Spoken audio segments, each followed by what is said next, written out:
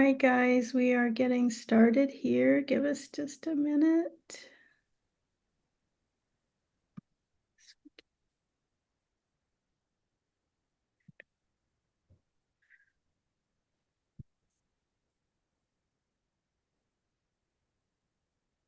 All right, guys, we are live on YouTube. Woohoo! Hello, Welcome, welcome, everyone. welcome, welcome. All right, let me get this a little tinier so I can see everybody. All right, we've got people coming in. So, hi, Cindy Lou and Michael. Hi, Michael. Hey, guys. Hello. So we're here tonight with Christi, Clemons, Hoffman, and Jeroen DeWit. And we're going to be talking about harmonics. So I'll have them introduce themselves here in a minute, but make sure that you introduce yourself in the live chat. And we're going to be talking about harmonics and vibrations and frequencies and all the things that we know about those kinds of things coming out of our QHHT session. So hi, Brett. Welcome, welcome, welcome. So Christi, why don't you introduce yourself for the folks that are here? And as you introduce yourself, so where you are, who you are, and kind of how you got into the whole QHHT thing. Oh, Christi, we can't hear you. They're muted. Yeah, I there you usually go. ask people to buy me a beer before I tell the whole story, but I'll give you the nickel tour. My name is Christi Clemons Hoffman. I'm based in Kansas City, Missouri, and I practice in Prairie Village, Kansas. Go Chiefs, go Royals. And I've been doing this since 2016. And I came to this through a divorce. And I was looking for meaning, as we do, and Googled as we do, and found Dolores Cannon and was hooked. And I don't know, anyway, years later, here I am. I'm a practitioner now and absolutely love it. I've been a practitioner since 2016, like I said. And I also do Reiki, and I'm a medium. Awesome. Now, did you do the Reiki and the mediumship stuff first, or did you do before the QHHT? So I grew up seeing and hearing and sensing energies and didn't know that that was a thing that was desirable, didn't know you could do anything with it. And after this divorce, I found out, yes, that is a thing. And yes, you can harness it. And yes, you can use it to help people. And so I started with that and then added on Reiki. And then always in the back of my mind was this QHHT thing. And when I got laid off from Hallmark, I did not want to go back to corporate. And I got a great severance package. If you're going to get laid off, do it from Hallmark. And I got a great severance package and took an entrepreneurship class. And then I launched my business, which is Radiate Wellness and the Radiate Wellness podcast. And there's me and two other practitioners. And then that same week that I launched the business, I went to Eureka Springs for a week and took the level 1 training. I don't know what I was thinking. It was crazy. But we provided a lot of different services for clients, but really QHHT is the flagship of what we do. Cool. Way cool. Way cool. Awesome. Well, welcome. Thank you so much, Holly. I got to know you really well in, where were we? Daytona Beach, right? We'll have to tell those stories too later, maybe. It was fun. Weird serendipities about hotel rooms. Crazy balconies. Yes. Yes. Hi, Nancy. Welcome. Thank you. If you're coming in, please introduce yourself in the chat. Okay. And then also, Jeroen. I've known Jeroen for years and years and years. You facilitated a session for me. It's like, well, who do QHHT people go to? Well, we go to Jeroen. So introduce yourself, Jeroen, and how'd you get into QHHT? So first of all, thanks for having me here today. And Christy, so nice to meet you. We've been like Facebook friends for a long time, but we never really got to hang out, or I didn't even know like how you got into this. So it's really nice to hear. So I'm from a background of not fitting in anywhere in my whole life. I didn't fit in the tiny village that I was from. I didn't fit in the culture, in Dutch culture. I'm from the Netherlands. My name is Jeroen DeWit. It's a very Dutch name. I am streaming in from Los Angeles, which is where I'm based right now. I'm a level 3 QHHT practitioner, and I was trained by Dolores Cannon back in 2006. So I tried so many different things in my life to try and fit into this world that was shown to me by, our society and our culture. I just couldn't. I just could not fit into the gender mold, to the sexuality mold. I couldn't fit into like the 9 to 5. I couldn't fit into education. Nowhere where I looked, I found myself reflected until I picked up a book from my mom's nightstand. She was a librarian for a while, and she would bring home books, and I had like read through all the kids section, and I found this book about out of body experiences from the Monroe Institute. And I asked my mom later on, like not too long ago, because it was such an odd book to find on her nightstand, because it's not something that she'd be interested in. I asked her about it. Hey, do you remember bringing home that book? And she goes, what book? It's like, no, I never brought that book home. So I don't know how that book ended up there, but it was like the first time for me as an 8-year-old at the time to read something about that sounded like me, or that sounded like something that was true to me. It was so exciting. And then there was like a whole bunch of nothing, like a total desert of just trying to fit in. And then I had a really difficult, I now call it the spiritual awakening, but it was just like, it looked like a mental health crisis back in the late 90s. And that really forced me to have to go and heal myself first. And I found lots of alternative practitioners. These teachers were put in my path. And I started to learn about energy healing and, our lives being a journey of a soul, having a human experience.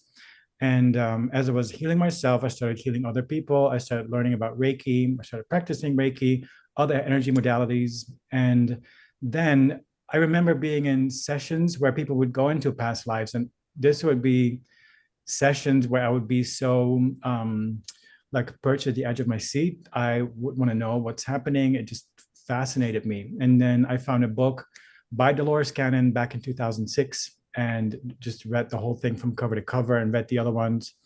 And I knew this is for me. And so I figured out that she was teaching in the Netherlands 3 months away from the moment I picked up that book. And I was able to join her class. And at the time, she was not the household name that she is now. So it was like 12 people in the class from all over Europe. And I couldn't believe what I was hearing. This was the first time that I saw something reflected outside of myself that really resonated with who I was. And I knew this is the only thing that I wanted to do. And so I started out doing this right away after the class. And it's been, a journey ever since. I just realized this is my 18th year of practicing QHHT, and I still love it so much. Wow, 18 years. Yeah, back then, I mean, I think she only started teaching advanced past life regression. It wasn't even called QHHT in what, '02? Yes. Yeah, that's the certificate I have with advanced past life regression. Yeah. Yeah. Yeah. Yeah. Wow, way cool. Way cool. Yeah. So Jeroen, I really resonate with you because I was the weird kid too. And you just don't fit in anywhere and nobody understands you. And you just feel like I'm an alien here. Yes, I exactly. don't belong here. And you notice from your clients as well that so many people are experiencing the same thing. And that awakening is painful. Painful, yes. It is painful. Everything that you know is like pulled out from under you. And you can't hook on to anything anymore. Nothing makes sense anymore until you kind of get your footing under you. Yeah. Yeah. Exactly.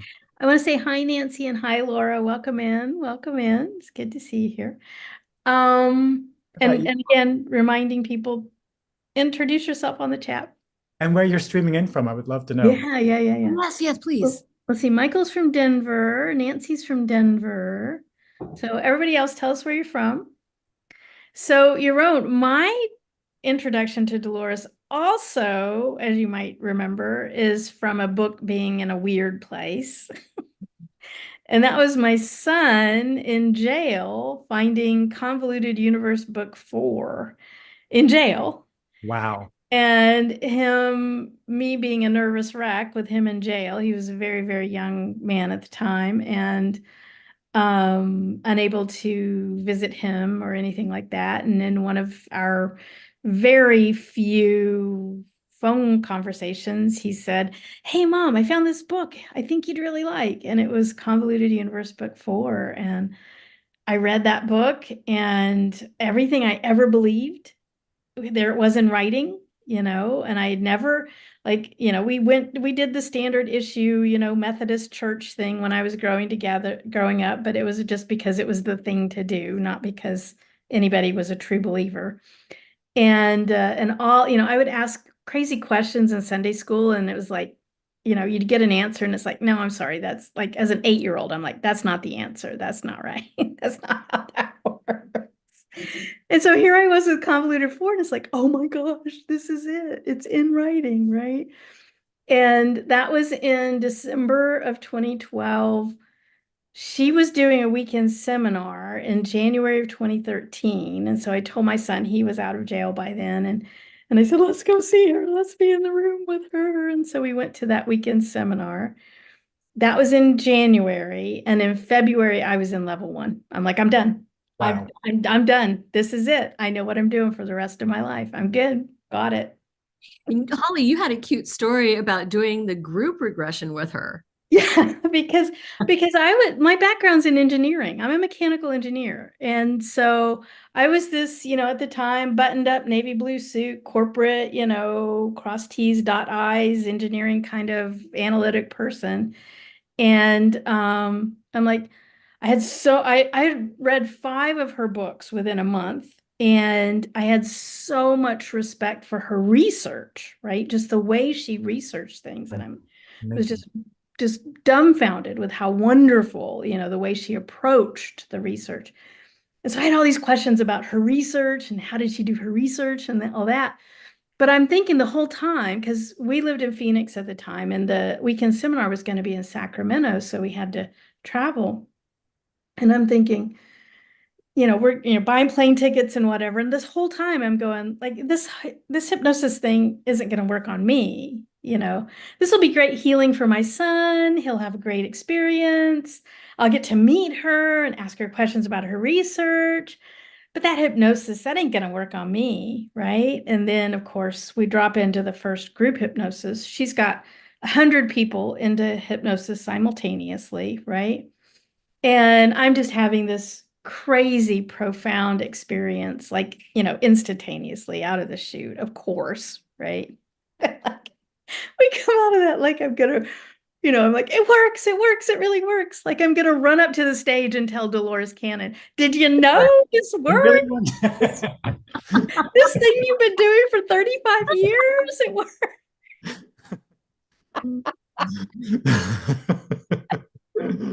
And that's when I knew it was just as powerful as it is.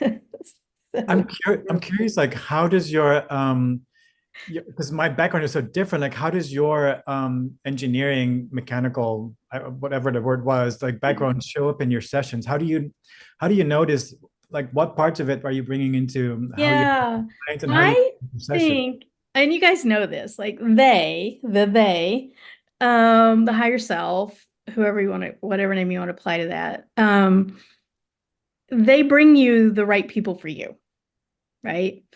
And I notice patterns in my clients of people that are also very analytical. Hmm. And it can be really, really challenging if you're very analytical to go into the deep state of trance and the deep state of hypnosis, Hmm. And so I think that's kind of like my niche because it's easy for me to understand what those people are wrestling with and how to help them into that really deep state of trance. Nice. Yeah. Yeah. Beautiful. Yeah. What kind of patterns do you see in your clients, Jeroen? um Here in Los Angeles, I get both, like, I get a lot of people that have just had some kind of spiritual awakening, like maybe 3 to 6 months in the past, and they're Mhm. completely like, what the fuck, what's going on in my life? Like, it's Mhm. completely changed. I was a lawyer and now I don't know about it anymore. And what is next? And I've had all these experiences. And so I would say about 50% of that is like me sort of midwifing them into this totally new life. And then the other half is like the younger people that are already like tuned in and tapped in. They've had this inner knowing or they've had experiences, and we're just off to the races, like really fun, quick sessions. Like I had one today.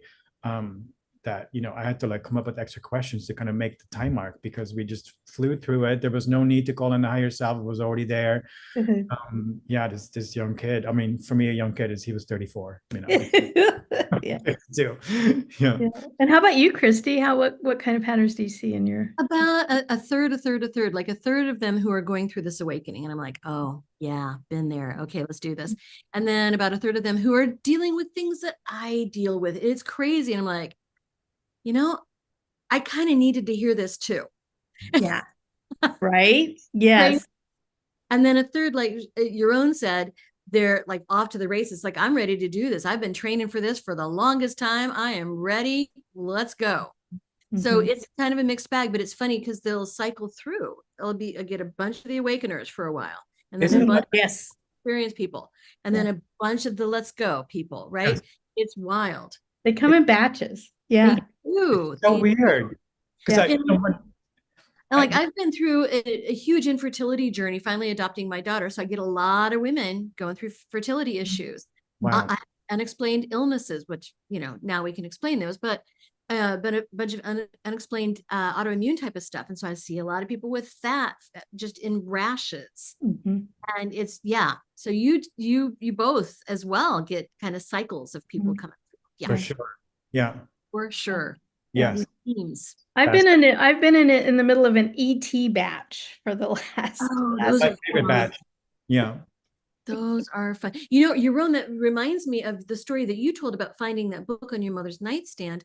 My dad had some ET experiences. He had seen some things. And so I grew up reading Chariots of the Gods and whatever the book is after that, the Von Däniken stuff. Yes. Like from age 6. And like, this was, to me, was normal, but nobody else knew about it. Yeah. Yeah. Wow. All right. So we have Stephen from Boulder, Cindy Lou from Pennsylvania. Everybody's telling us where they're from. Laura from Pagosa Springs, Dwayne from Florida. Hi, Dwayne. Brett from Indianapolis area. So Cindy Lou says she took the level 1 in 2020 with her stimulus check. Good one. Had an experience with a practitioner who didn't follow DC's methods. They're out there. Yeah. I didn't give up hope. And then I found Holly on YouTube a year later. Yay. Nice. Okay. I have to say, when this all fell out with my husband, I was searching for a meaning, found Dolores, and cute little story. I called her office in Arkansas because I thought, okay, I could have my mom watch my kid for the weekend. I go down there, have the session, and come back. Arkansas is about 5 hours. And so called the office and I said, yes, I would like to schedule a past life regression with Dolores Cannon. They said, oh, she's booked up for 4 years. I didn't realize she was Dolores Cannon. Right. And they said, well, but you're in luck because she started to teach people her method. And so I found somebody here in Kansas City who was the head of the Psychical Research Institute here in Kansas City, and a well-renowned psychologist here in town.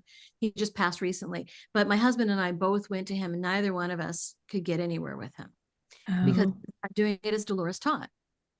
I started laughing. He slipped this thing in there, and I just started laughing, and it was all over. Yeah. And I couldn't deal with it. But he referred me to a medium here in town that I went to give me answers, and she was fabulous. And then I sent my friends to her, and then she started teaching classes. So I learned to channel and harness what I was already doing. And then the true growth started from there. Yeah. Yeah. Now, just for folks that aren't familiar, so Cindy Lou, thank you for offering this for us. So both Christy and Jeroen and myself are all what's called a level 3 practitioner. And what the level 3 means, that's the top level. And it just means that we've all been certified to be practicing exactly as Dolores practiced. So that's what a level 3 means. An independent person. Now it's Tracy, I think, is Tracy or Suzanne or Julia. Another level 3 is observing our sessions and saying, yes, Christy's doing this exactly as Dolores did. Jeroen is doing this exactly as Dolores did. So we're certified to be doing that. There's most level 3s that are booked months in advance, if not years in advance. And I had two people just today. They're like, I can't wait until then. I'm like, well, go find a great level 1 or level 2. We were all level 1s or level 2s at some point in time. There are great ones out there, but there's one question you need to ask the level 1 or the level 2. And that is, are you practicing exactly as Dolores did? Okay. And that one simple question, if they answer yes, then book, and you resonate with them, then have a great session with a level 1 or a level 2. If they say, oh no, but I'm also an expert in Reiki, or I use my crystal pyramids, or whatever, my sound healing, or my aromatherapy, or whatever. It ain't QHHT, because that's not what Dolores did. So just a little word of warning there. All right, so let's talk about harmonics. I just want to add like one more thing, Yeah. like the history, because when I first started in 2006, I have seen this uptick in interest in this work, because when I started, it was just like the other hippies that would come and see me, that were already sort of tuned in. But now, since about 2014, I would say, it is everybody, like from all walks of life. Like it's been opened up to a larger demographic of people. There's so much more interest in it now. Yeah, absolutely. Are you all finding that you find not only the subject matter, but the same types of people coming in waves? Like I get a bunch of Mormons. Oh. Because in Kansas City, for a long time, it had been a kind of a Mormon hotspot. So I get a lot of Mormons in a rush. I'll get a lot of Lutherans, which is also the Missouri Synod is very, very strict. So I'll get a lot of those people. I'll get a lot of nurses all of a sudden. Yeah. You guys do the same thing? But sometimes, for me, being in Durango, Colorado, we're surrounded by Native American tribes. So the Navajo and the Ute primarily. So I have a lot of clients that come in from both of the tribes. And the Navajo people, the DNA people, are very, very into QHHT. Like they get it, right? It's very aligned with their spiritual beliefs. So yeah. Sometimes, because I do have like different cultures I'm realizing come in, and sometimes when I have like a batch of like Armenians or people of Armenian descent, and I guess it's something in their culture, like talking about this stuff is like not so done, because almost every one of them tells me, look, I got to tell you, I'm the only weird one in my culture. I'm like, no, you're not. Yes, tomorrow. Right. There was this guy last week, but I can't give you his name. Sorry. Right. Yes. Oh, I have people break down on my couch and just say, I've never told another living soul about this, and I feel so good. Right. Or you'll have people go, well, you're probably not going to believe this. And you're like, okay, sweetheart, I'm a QHHT practitioner. Yeah. my normal starts. Right. Yeah. All right. We just had Donna from North Carolina join us. Hi, Donna. All right, so let's talk about this. Okay, so harmonics, we talked about harmonics, vibration, and frequency. Like what is this? Like what's your definition of those things? Who wants to go first? What are they? I'll go first. I believe it's all energy. I mean, we're all composed of energy, and everything is energy. And energy cannot die, and it cannot be created, so it's eternal. And I believe that our thoughts and our beliefs are really in control of the flow of energy, and can block it or can allow it to flow as usual and intended. I mean, that's kind of my nickel tour of it. Jeroen? What's your definition? I was forced to think about it, because sometimes I throw these words around like interchangeably, but actually I looked up what harmonics really is, and so it's kind of described how I see it. Like harmonics is like a wave pattern, or a pattern of frequencies or vibrations that interact in specific ways that have kind of a similar push or a similar purpose. And then vibrations and energy, or vibrations and frequency, I do use them interchangeably. And to me, it's the level of energy or whatever it's vibrating at. Yeah. To me, like we live in a vibrational universe. And so all the different dimensions or vibrations, they're all you know, different frequencies, but vibrating at different speeds. Yeah. Yeah. But I mean, the common denominator here is energy, right? Yeah. It's just a way of expressing energy.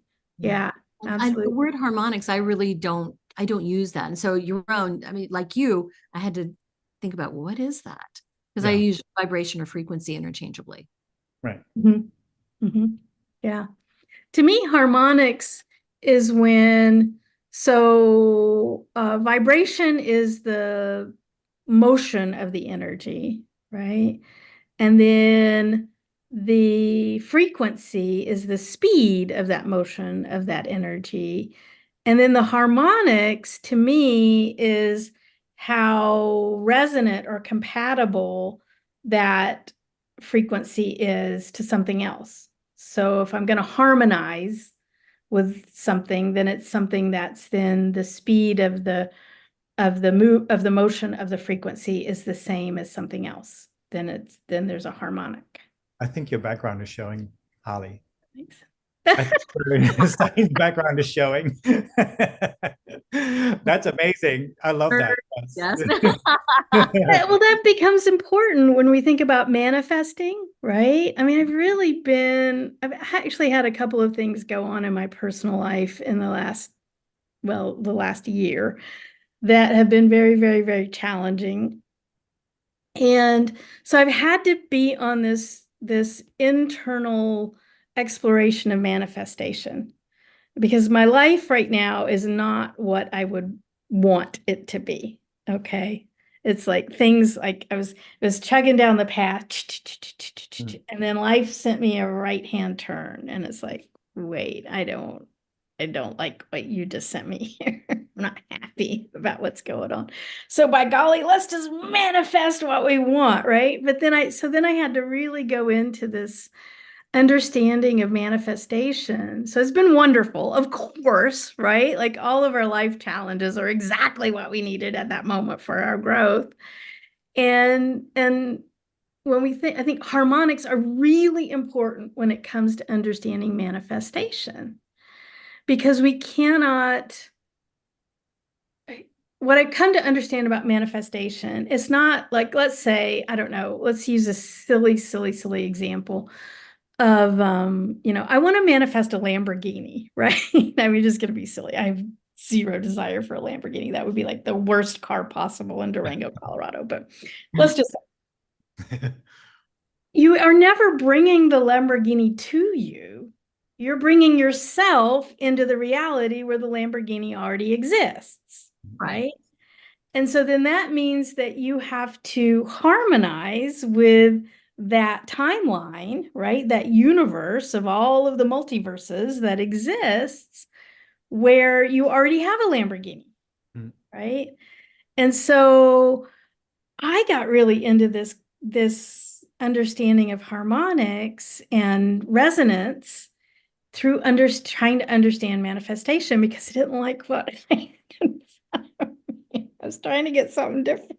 If you look at the flip side of that, it's like, what was your energy manifesting in these situations? Yeah. Where was the reflection of what was going on internally in order to bring these things to show up in your reality? Yeah. Yeah. Well, it was lessons, but they weren't, no, I didn't really, I wanted ice cream, not broccoli. Yeah. No, I didn't want to eat my broccoli. For me, when we're talking about harmonics in that sense, like a manifestation, but in my own life, when I look back, like to the challenges that came up, in a moment we might say like, well, like you said, I don't want broccoli, I want ice cream. Like, why am I going through this? And when I look back at my own life, like it's always been that my outer experience has been in vibrational resonance with my inner reality. For instance, there was a big journey of self-love. There still is, in this lifetime for me. And so for me to grow up in a small town and to not see any part of me reflected in the external world, I took on that there was something so wrong with me. I wasn't good enough, and no confidence. And especially when it came to being gay and genderqueer, there was no example in 1971 in the 70s of like that this was like an accepted way of being. So I pushed that part of myself away, and I said, well, that's wrong. It's not good enough.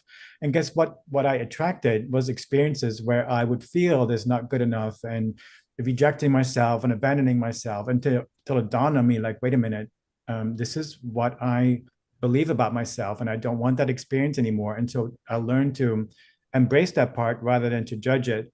And whenever I did stuff like that, I guess the harmonics changed and they resonated with a different reality, because I would no longer run into people that would call me names, or I would no longer be stuck with, a bunch of like standard issue, like straight guys that would just talk about the game, because, I'm the kind of gay, the game is like over my head. I have no it's kind of like your Lamborghini, which I also, yeah.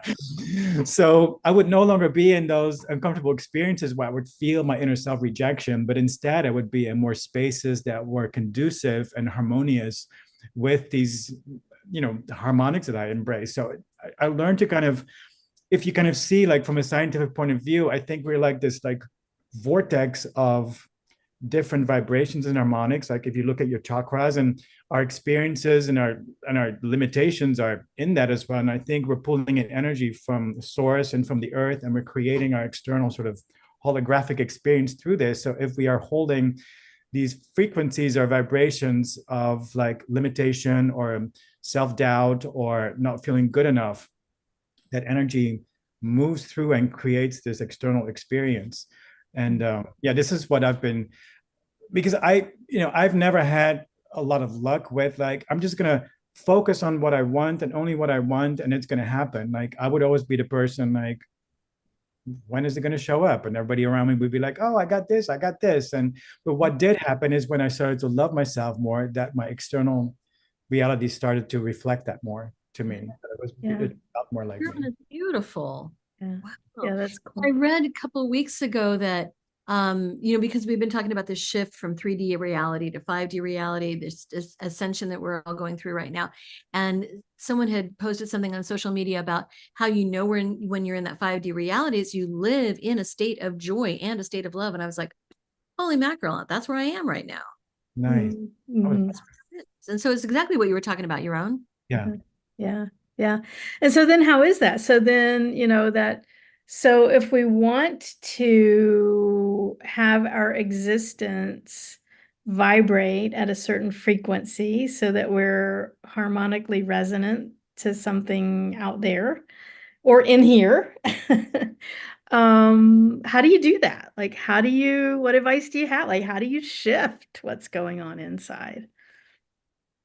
Well, yeah, I think it requires some self-inquiry. Like, I remember for me in the past, like when I was so insecure, all I wanted to be was like, oh, I need to be famous because then everybody loves me and then I can feel good, And really what was underneath it was not feeling good enough and feeling unloved and unworthy.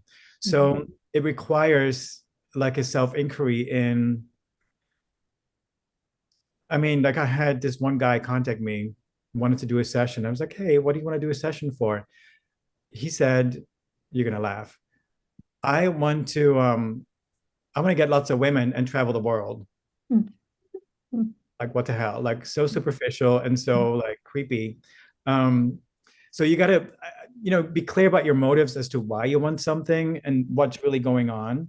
And then when you find out what that is, what your needs are, what you feel like you're lacking, to be able to give that to yourself. And to be able to do that, you need to be able to listen to what your being is telling you. And to do that, you need to be in relationship with yourself. And that requires quiet time and spending time in nature and other practices that really have you be in relationship with yourself rather than with your to-do lists or taking care of the kids or the husband or taking care of the whole family or, running in this hamster wheel at work or being a workaholic.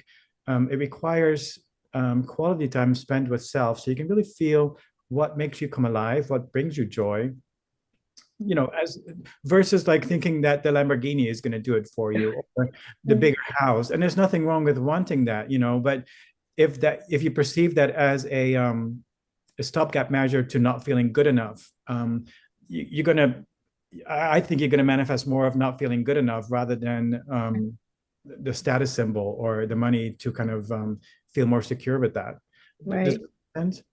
I think Yeah. so. And I think a lot of, so when we think about, but when we think about harmonics and how is that related to what's around us, right? Whether what we're bringing in, or maybe also too from a manifestation, what we're jettisoning, right? What we're getting rid of, right?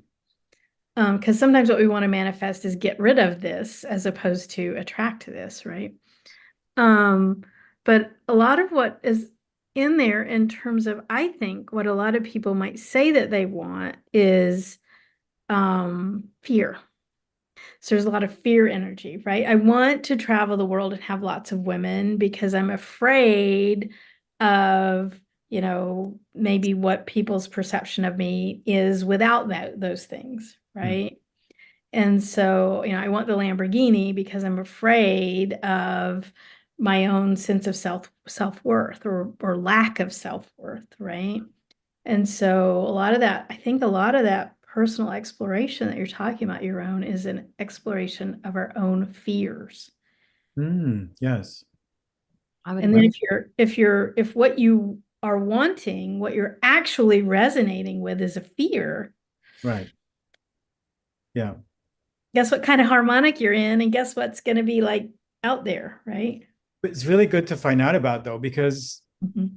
I mean, I'm sure that you guys get this as well when you talk to the higher self, like when you ask the higher self in a session, like what can, you know, the client do to be in a life that feels better to them? You know, usually it says like to spend time doing things that feel good, like very simple things like, you know, going for a walk or being in nature or spending time with their pets or with friends that really support them, or making art, dancing, singing, um, going for a beautiful drive, just Mhm. things that are, you know, that might seem very frivolous or not productive, but that just make you feel good. Because, you know, in those, when we choose to dedicate time to spend the time with ourselves, we're really letting ourselves know that we're important, we matter, because we're doing these things that feel good.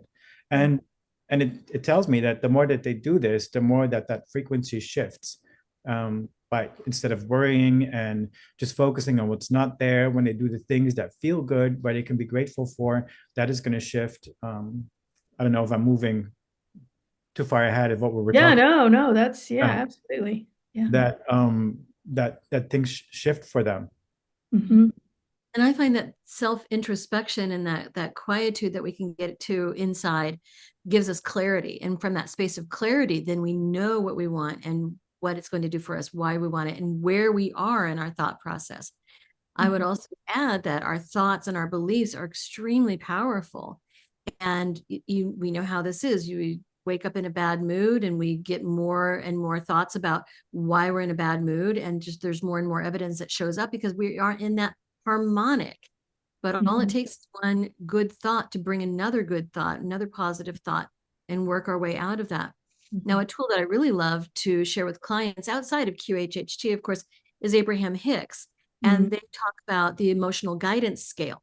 And that's Mhm. an easy way to see where we are, because at the low end of the scale is fear and powerlessness. At the top end of the scale is gratitude, joy, and appreciation. And in between are varying states. So we see that if we just change our thought or our belief just a little bit, if we get out of powerlessness and we get to anger, we're raising our harmonics. Mm. Mhm. Get Yeah, out of anger and into blame, we're shifting upward, Mm. right. right? Just changing that energy little bit at a time, because the law of attraction, harmonics, however you want to call it, tells us that like attracts like. So we can't get from that powerless fear-based thinking or thought to the joy and appreciation and gratitude, because they're not a close match. Mhm. So Yeah. we can shift But a I little bit. I think too, and by the way, Donna added in the thing, she goes, makes me think of Abraham Hicks. So Nice. there might be some resonance here. I don't know. Harmonics. Yeah. Thank you, Donna. Um, so it makes me think of that so I think too, I think that high level, that appreciation and that gratitude is a massive tool to be used to shift vibrations, right? But I kind of liken it to like a muscle. Like if you've let your gratitude atrophy, it's gonna be really hard to have gratitude when you're chewing on that broccoli, right? And and so I really do love broccoli. I really do, but especially the ones I grow in my garden. But anyway, that'd give me broccoli a bad name. But having a practice of feeling gratitude, not I sometimes I think the whole gratitude journaling thing is like, it's not bad, but if you're not feeling the gratitude, if it's not really, you're not really having that vibrational experience, if it's just words on a page. But if you practice that feeling of gratitude in little teeny tiny moments, sipping your tea, um, you know, Talking with friends on Zoom. yeah, or even like driving in traffic, but just feeling gratitude of like, I'm in my safe car. I love my car. It's reliable. I have wonderful roads to drive on, just like mundane little moments. The more we exercise that gratitude muscle, then the easier it is to use to shift, right? You know how I think the same thing of affirmations? Affirmations just don't work for me unless I'm feeling something like that already. Mhm. Like I can't go from, oh, I've got the worst sore throat to I am perfectly healed and healthy Mhm. because it just doesn't feel like it's a match. It doesn't feel true. Mhm. Mhm. For me, like gratitude started to become easier when I focused on beauty. When I would put myself in like a beautiful natural environment or just focused on seeing things that I found really beautiful because I found it really like opening my heart space and getting into that space. Gratitude was so easy to have. That was my sort of cheat code into because dry affirmation, same. Like I would try to set up a practice and do it in the morning and just say it and then not feel anything. But beauty always like helps me to enter into that state. Yeah. Well, and you live in paradise, your own. You really do. Yeah, I do. Yeah. Yeah. Well, and yeah, if you go follow Jeroen on Instagram, he posts the most amazing photography in the Los Angeles mountains and San Fernando mountains and all of those, San Gabriel mountains and all of those. So Christy, you and Donna are like, I don't know, you're on the same wavelength here because Donna says, and Harmonizing. I feel the same about affirmations. Yeah. Oh, Yeah, Stephen says the key is feeling versus thinking. Exactly. yeah. Exactly. Yeah. Yeah, and for some people, they can get there with the thinking, but I don't know, for a lot of us, we have to have that feeling behind that thought. And the thought is just a reflection of the feeling. Mhm. Yeah. We hope. Yeah. We hope so. Yeah. Yeah. So if is the feeling the vibration? I think it is. Hmm. What do you guys think?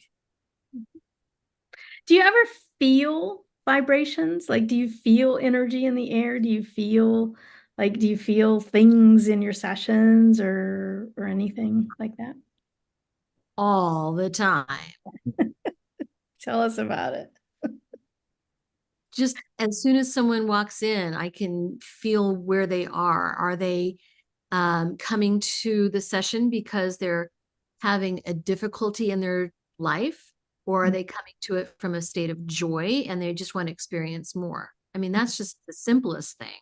Mhm. Right? What about you, Jeroen? Yeah, same thing. It's so amazing how that works because how I became aware of this is that I had in one week, I had two people come in that were intoxicated with meth. They came into the session using meth.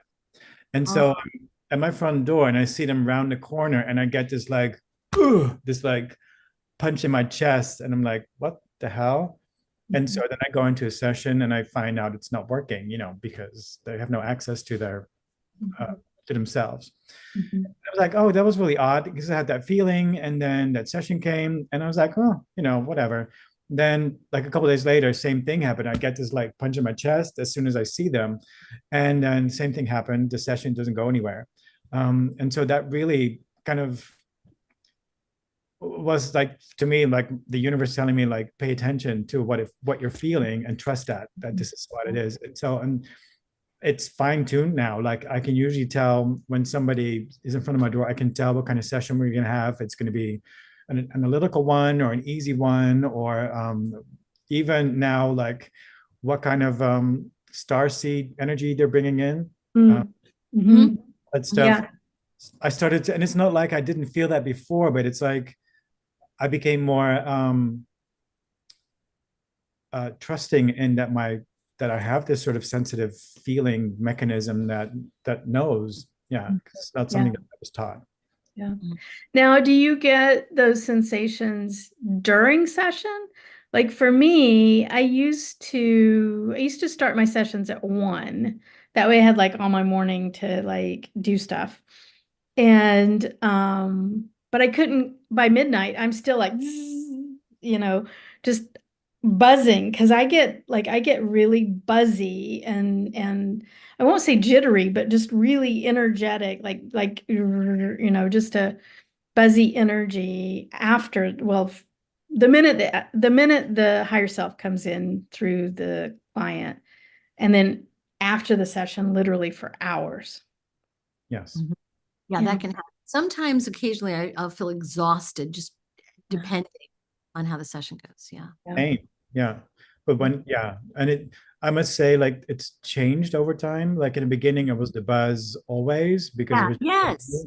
But I feel like I've adjusted to it, and now it's like only the sessions where there's such like universal sort of access to this very high level of the higher self where I could like, okay, I'm really pulled up with this. Other sessions, it just feels like either like, and sometimes I'm exhausted like you, but it's just like, oh, that was great, just like it doesn't impact me as much anymore. Yeah. I had many years ago, I had a client who she had come in for like some pretty significant physical healing. I can't remember exactly what, but I'm gonna guess like something like cancer or something. This was like significant healing. And I actually saw her on the bed, like her body was undulating, like waves, like literally like rippling across down her body as they were working on her, as they were healing her.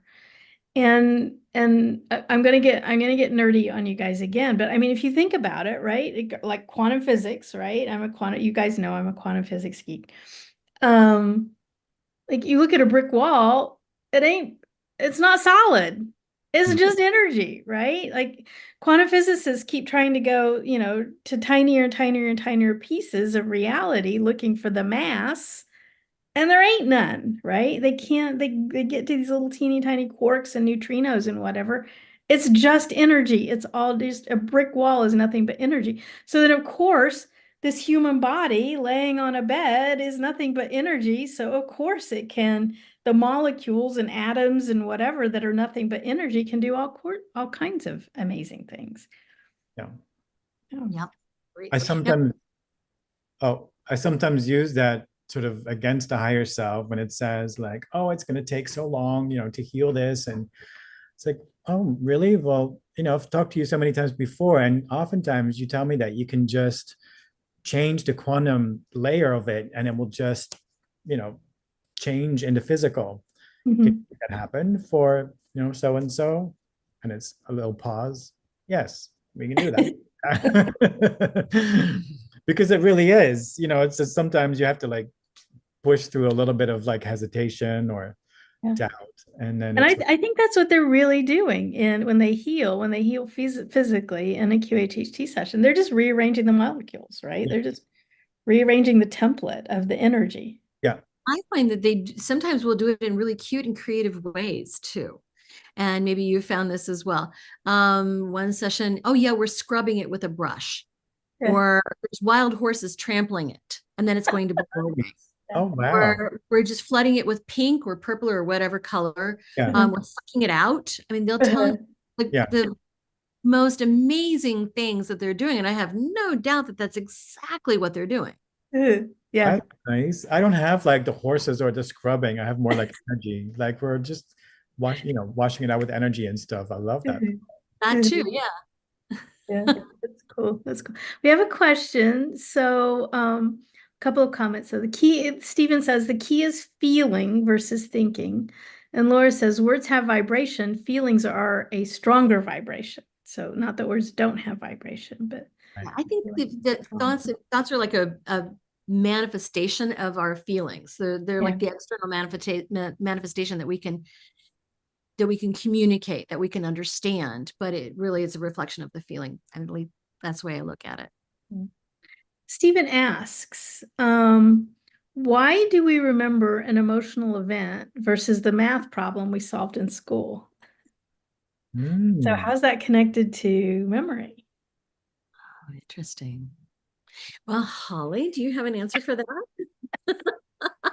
Well, my experience, my own experience is like I wouldn't remember any of the math stuff because there was no like emotional experience connected to it. It was just like, and an emotional experience to me, I mean, I'm such a feeling type of person anyway, and I'm assuming most people are, that it really colors my reality, how I feel. So I would remember the feelings more than the thoughts that I was having, or the simple sort of cognitive actions that were going on.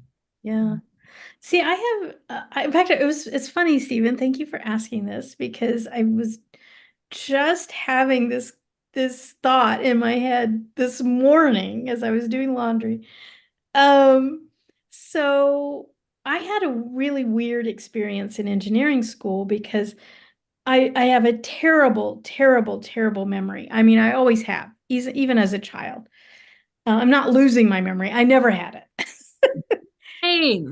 Yeah, like they used to make you like memorize a poem or something. Like I literally could not do it. I would literally always get an F on that exercise because it's just not how my brain works. And so imagine in engineering school and physics and electronics and all this, you have all of these equations you have to remember. And I can remember in college. And my friends would just look at me like, you were the weirdest person I've ever met.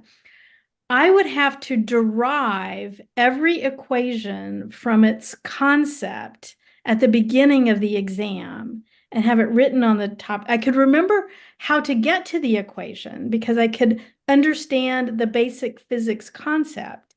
And I could go from the fundamental and then derive an equation in the middle of an exam better than I could memorize an equation. I could not memorize an equation. And so my entire life, I was just actually reading this amazing book this morning on vision quests and spiritual growth.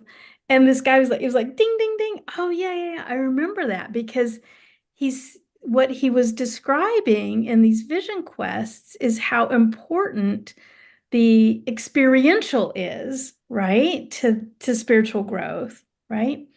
Rather than reading about it or talking about it or whatever. And I'm like, that's what I was doing in undergraduate. Like I had to have the experiential right there in the middle of the exam, not the book, knowing. I had to have the knowing, right? Does that make sense? Totally. Absolutely. Yes. I Yeah, when I love got to that. college, I would give my students the first week a learning styles assessment because everybody learns differently and everybody retains and processes information differently.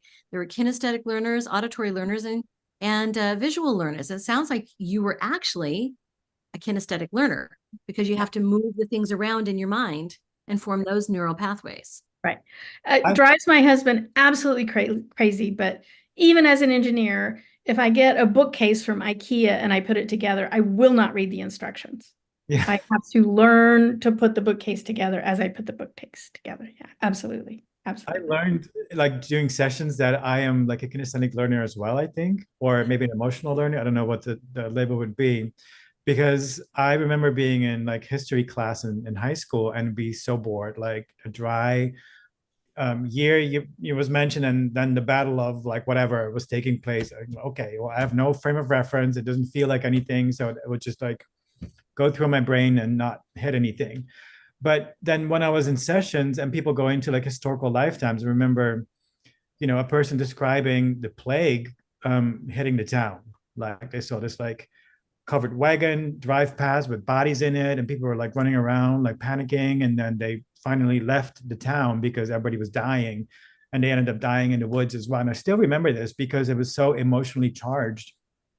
And so I really enjoy the sort of the recovery of like history through my client's experience, because it's such a felt experience, that rather than like a dry year mentioned in a book and a dry, concept being mentioned. I think it's similar to what you described with those Yeah. like Yeah.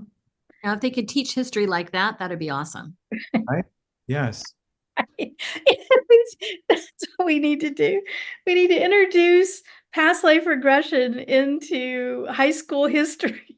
Wouldn't it be great if you can get like somebody in class who wants to go, and then you're just regressing them like 100 years, 100 years, 100 years, and see where Right. they're at? Oh, that would be amazing. Yeah. Yeah. I remember What I love too about the history too, or the past life regressions into historical places, are the smells. Like the people, you can see them laying on the bed and they're like, oh, I smell horse poop or whatever. It didn't smell good back then. Oh. you remember Dolores was a big history buff. Yeah, He loved history. And, I love that aspect of these sessions, because it's like, oh, let's see, window panes came into use commonly in Western Europe around 1600. Is there a window pane in your house? Or tell me about your windows, right? Right. All right, we've got some comments here. So Michael says, I feel totally exhausted to slightly altered. The last session I had took me a few days to recover from it. Oh, okay, so QHHT session. Yeah. The last session I had took me a few years to recover. No, I'm still learning from it. Steven says the hundredth monkey theory, right? Like, yeah, there's vibration for you. Right. All this information is out there, right? And do you find that, like, I think we use this term Akashic Records, right? And it seems that some people have certain thoughts or whatever about that, like it's a giant filing cabinet, or I think Dolores even wrote about it being like a tapestry, so we put these humanish kind of analogies or visuals onto this repository of all experience and knowledge that is, and will exist, right? But it's all energy.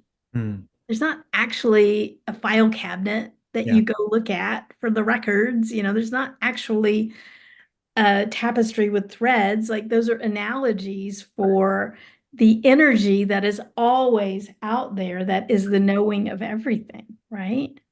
Yeah, more amorphous, or in a way that we can't even fathom, Right. in from our human way of trying to process our environment. Yeah. Right. Yeah. Right.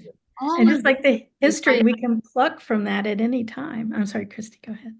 Oh no, just that all this stuff that we get from you, from QHHT sessions, anybody who's doing psychic work, I mean, it all comes from the Akashic Records. That's the only place it is. But yeah, different people get different depictions of what that is. For Dolores was the tapestry. To me, because I read Akashic Records, and so I'll have these guides come bring me a big book. See this? Let's bring you another book. Okay. And it's like that, but everybody, I think, encounters it differently. Yeah, and it's just an analogy for the energy as information, I guess, or information as energy. I don't know which is a subset of the other, but yeah. I guess information would be a subset of energy. Yeah. And so then 100th monkey is just, yeah, all that information is in the energetic field. We all have access to all of it. Yeah. And we get critical mass, and then even more get access to it. Yeah. So the harmonics must be shifting then. Ah, yeah. Like what you did there. Yeah. That says, are your vibrations? That says, are your vibrations are more related to your emotions of the moment, and frequency is more of an overall level of your conscious awareness. Frequency stays steady, but vibrations can change quickly. What do you guys think about that? The connection between vibrations and frequency. That's a good one. I haven't figured it out because I do think that we all have like our unique frequency. You know, our soul has its own frequency. So vibrations being more sort of a momentary thing, I could see that. Yeah. Yeah. So I think use those terms interchangeably, but perhaps I shouldn't. I think so. I mean, frequency being so vibration being the motion of energy, and frequency being the speed of the motion of the energy. The I think one of the things that comes to my mind with Brett's question is this low vibe, high vibe, you know, kind of thing. Oh, that's low vibe, right? That's dark or um, evil or whatever, or you know, not high vibe, not loving, and maybe fear-based or whatever. And the thought process of, well, then that's to be avoided at all costs, Sounds right? judgmental. And it's, yeah, but it's also, to me, it's like, well, your soul incarnated into a monkey suit for a reason, right? This is kind of, in the grand scheme of things, pretty low vibe, right? Three-dimensional Earth. And yet our soul wanted what it was going to be learning here, right? In this low vibe place. And so a couple of things that, you know, one, it's always relative because you could be the most high vibe human, but you're still human. It's not very high vibe in the grand scheme of things. And then to think that low vibe is, you know, to be avoided, actually, that's where the learning happens, right? It's, you got to eat your broccoli. It's good for you. Yeah, I totally agree. Like, yeah, it's not like you're not going to grow from bypassing. Yeah. Yeah. A calm sea does not make a good sailor. Yeah. Yeah. Yeah. And if your soul wanted perfect peace and love and, you know, equanimity, it would still be there. It wouldn't have incarnated here. Earth. Right? Yeah. I mean, nobody comes out, you know, as a baby and their whole life is all going to be about like watching Netflix and just snacking and laying in bed, you know? I mean, this is my image of comfort. I don't know. You might have a different one. Although I have had just a handful, though, over 12 years, a handful, like maybe two or three, not even a handful, where the higher self said, you know, what is so and so's purpose? Oh, he's on vacation this time. It's like, Yeah. okay. Yeah. Okay. That's Like, happened a few times. There's not very many, though. Oh, you know what? This reminds me though, something I wanted to ask you guys. So clients often will go to the dark, they'll go to the black, they'll go to the white, they go to what I call the place with the colors. They'll go to something like this where there's really not anything going on. And I'll ask the higher self, what was that about? And they'll say they just needed to experience peace. Yeah. Are you guys finding that too? Yes. They just needed to have the feeling of existing. Yeah. The resting place, I call it. Yeah. Yeah. Yeah. It's really a powerful space for people. Yeah. Yeah. Yeah. So What do you guys think when it comes to Brett's question, vibrations and frequencies, and what's the difference? What do you guys think about Dr. Emoto's work with the water? And have you read up on his stuff where he like they'll put water in one jar and the same water in another jar, and then they'll say negative things or have bad intentions for this one jar and have loving intentions for this other jar, and then they'll take the water out and freeze it, and you can see a very big visible difference between the water. I think that's really the beauty of that work, that he made it so visible, where it's not some kind of woo-woo concept out there. Yeah, sure, it's all energy, but this made it so visible. Yeah. Mhm. Absolutely. That we see the harmonics because the molecules themselves start to arrange, or the quarks or neutrinos, whatever you want to call it, start to arrange themselves in a harmonic way. Yeah. Yeah. Or disharmonic way. Or Yeah. disharmonic, right. Yeah. Yeah. Yeah. So cool. So cool. Do you know, fun fact, Dolores and Dr. Emoto died on the same day. Are you No, serious? no, Really? yeah. They Yeah. left, they transitioned hand Oh, I in didn't hand. know that. Wow. Yeah. Yeah. And she was a big fan of his work. I don't know if he knew about her work, but she was a big fan of his work. Yeah. But you think about our bodies, just our physical bodies are mostly composed of water. Yeah. And so what's our self-talk tell Yeah. us? Our self-love or lack thereof. Yep. Imprinting on the water. Mhm. Mhm. Yeah. So vibration made physical, vibration made visual, Dr. Emoto. So go Emoto if you haven't studied his work. There's tons of stuff out there he's written. And he was featured in the film What the Bleep Do We Know? Oh, yeah, yeah, yeah. I first heard about him. Yeah. Wonderful film, which talks about quantum physics, the role of emotions and thoughts and vibration. Mhm. It's Yeah, an old film too. yeah. But a good one. A good one. All right, let's see. We got a lot more comments here. So Stephen says the educational system is to create obedient corporate employees, not entrepreneurs. So, okay. There are cultural harmonics, right? Mhm. And so familial, in our family systems, harmonics. So what do you do if, you talked a little bit about this earlier, Jeroen, and growing up where you grew up, but what do you do if you're trying to shift yourself away from what you see around you, the cultural vibrations, like not harmonizing with what's around you Yeah, that's so intentionally?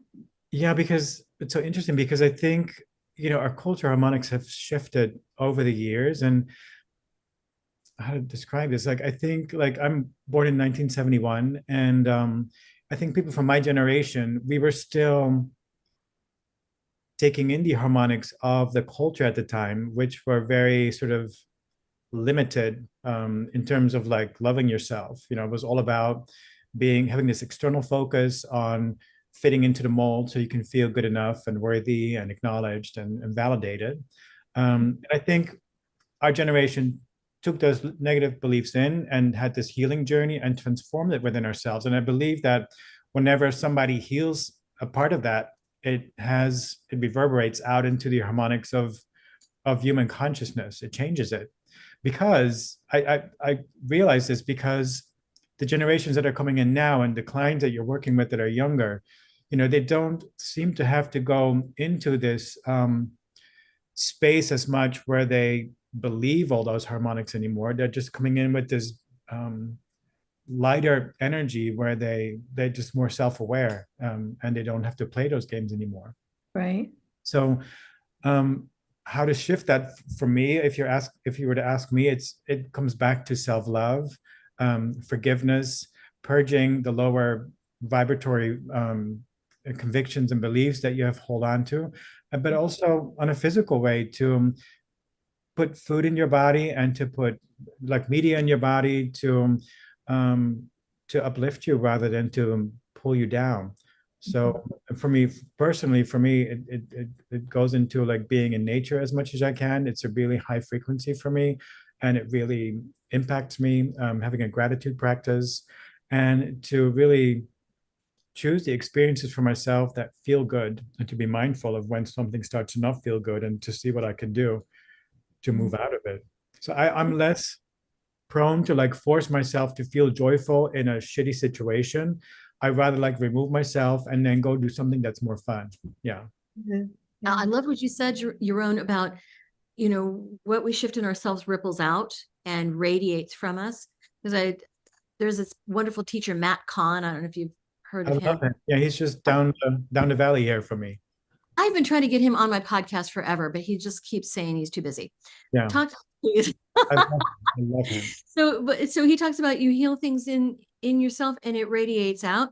Have you all noticed that in sessions, like people will talk about their family members or their friends not getting along, but then when something shifts in them in the session, they'll report back that the family dynamic has changed because that has changed. Yeah. Totally. Kind of the basis of Ho'oponopono. Yeah. Yeah. Right? Yeah. Right. Absolutely. Cindy Lou says the rainbow children have arrived. Yes, rainbow, diamond, platinum, gold, all these various generations, starting with us indigos. Yeah. Yeah. All right. Let's see. Stephen also says Dr. M. Scott Peck experienced what he termed true community in FCE community building workshops. I don't know what FCE is. For a group to enter true community, the group, each individual had to let go opinions of others. Ooh. There's the big old judgment thing. Yeah. I mean, I think that's one of the things I hear over and over and over and over and over and over from the higher self is just quit the judgment, like quit self-judgment, judgment of others, just any judgment. And higher self has zero judgment. Even if someone is like, you'll have a question like, should she do this or should she do that? Well, she can do that if she wants, and it's like the worst possible idea, but they're not going to say no because they don't have judgment. It's like, well, that's just another path to get where she's going. It's not a good path or a bad path, releasing that sense of judgment. I think that's why like self-love is so helpful and important.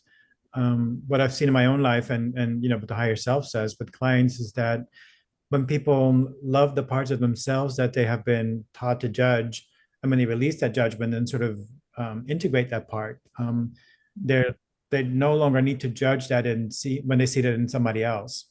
And that's such a beautiful, to me, it's a beautiful path towards a world that is kinder and more gentle and more sort of dropped into the heart rather than to be in the judgments and the labels and the categories within your mind. Like loving yourself and releasing those judgments, making you available to having a direct heart-to-heart connection to another human being without having to get stuck in opinions and judgments about them. Right. I love that. I love that. And I think too, when you do that inner work, like you've been pointing us to your own, and you release your own self-judgment in a family system, a community system, a cultural system, you're basically giving everybody else permission to release that same self-judgment. Yeah. Yeah. Returning to Matt Kahn, he teaches that whatever arises, love that. Right? Love these shadow aspects of yourself. Fear, hello, fear. Thank you so much for showing me where I need to shift. Anger, thank you so much for showing me where my shadows are. Yeah, we need to love those aspects of ourselves. Yeah. Even, the shadow, even the really, really, really, really, really tough stuff. I had a client a while ago whose adult child was, we need a better word for that. Why in English do we not have a word for an adult child, right? It's like, that's an oxymoron to say, but anyway, just a little pet peeve there. Anyway, he had an adult child. I think the son was like in his 30s, and he had gotten addicted to fentanyl. And was really challenging. And then the father was my client and was, obviously had questions about this. And he also had a lot of judgments about this. The father did, right? About what just out of fear, right? Out of concern for the son. And so the higher self said, so one of his questions was, well, what should, I don't remember the client's name, but let's just say Brian. Okay. What should Brian do about his son's addiction? And the higher self said, love him unconditionally. Yeah. That's I want to echo that. That's always what it says. There's nothing to do but love them unconditionally. Yeah. It's always love. It always comes down to love. Yeah. And then one of the other questions that this is one of those sessions where I'm sure you guys get, I'm crying. Like my tears are streaming the whole session. And I'm glad Brian's eyes were closed because I'm just like, boo, weeping the whole session. Another question he asked is, why? Why was his son having this addiction? And the higher self said, for the experience. Yeah. I want to piggyback on that one because I had this beautiful session with a woman who went into a lifetime where she was a man in Egypt and she was in a mystery school, but she kind of gravitated towards like the Slytherin part of the mystery school, like the darker arts, and learned to manipulate energy for her own gain and win. Like he, in that lifetime, wanted to amass wealth and lots of women and the big house and all that stuff, and learned how to do that by conjuring up this like red energy being that would provide these things for him, and it would feed off of him, this greed and stuff that he was carrying.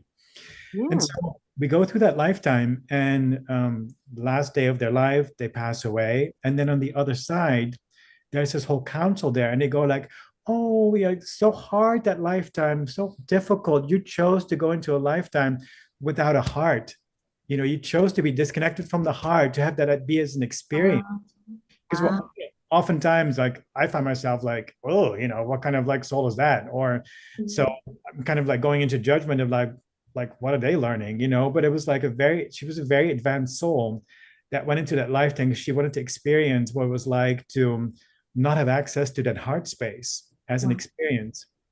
And then when I asked the higher self, like, why did you show her that lifetime? And it's that, well, she's going through a divorce and her husband, the narcissist, it'll make it easier for her to be in compassion towards him, because now she understands what it's like if a being decides to come in, with this heart space closed. It was such an eye-opener for me as well, because there's certainly plenty of examples to choose from, like in the political landscape or like around you, or people that you might think, well, they have their heart closed and oh my God, but it could be a chosen experience. Yeah.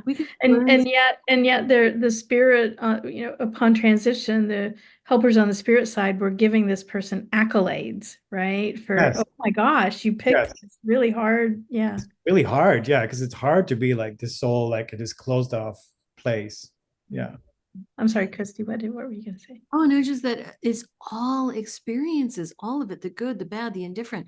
I had a client one time, she went to this lifetime where she had this dance school and these daughters, and they hated her, and the dance school failed, and she wasn't very happy toward the end. And so I asked the higher self, what was her purpose in that life?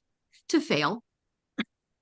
And I said, well, how did she do with that? Oh, she did great. She failed spectacularly. That's what she needed. That's what she set out to learn. I had a session where this like the first scene was like, my client is a man in this lifetime, found himself to be this purple angelic being, like looking at Earth with like longing. And I asked, what's the longing about? And it said, well, there's so many beautiful experiences to be had on Earth. And then the next scene, he was a voluptuous red-haired woman in a place that sounded like Ireland or Scotland. And she lived just outside of the village in this cottage. And when I moved him to like see yourself doing whatever it is that you do with the majority of your time, he's on my table. I see him frown, and there's a pause, and he says, "I'm in bed." And I'm like, "What? And so what are you getting out of that? What are you doing in bed?" And he goes, "I'm having sex, lots of it." So it turns out he is this woman who lives in this medieval sounding village, and she lived just outside of the village because there was this like thoroughfare, this road where she could have fresh influx of like new travelers because she loved having sex. Mhm. And she was a sex worker. She would get paid for it, but he told me that, she was doing this because she really loved it. The making money with it was just like a side, Bonus. important. No judgment. None. Right. And so, and then when I took her through the death experience and asked the higher self, what was this all about? Well, this angelic being wanted to go to planet Earth to learn pleasure and decided this is the way to do it, because we often deal with like, the purposes being like of a higher sort of, here to help the people or like all these purposes. This was just about pleasure. And it was a very valid reason. And, I asked the higher self, why did you show him that lifetime? Because in this lifetime, he came from a culture that was very repressive sexually. And so he had judgment about like pleasuring himself, masturbation and stuff. And he doesn't need to do that. So he was shown that life to release it.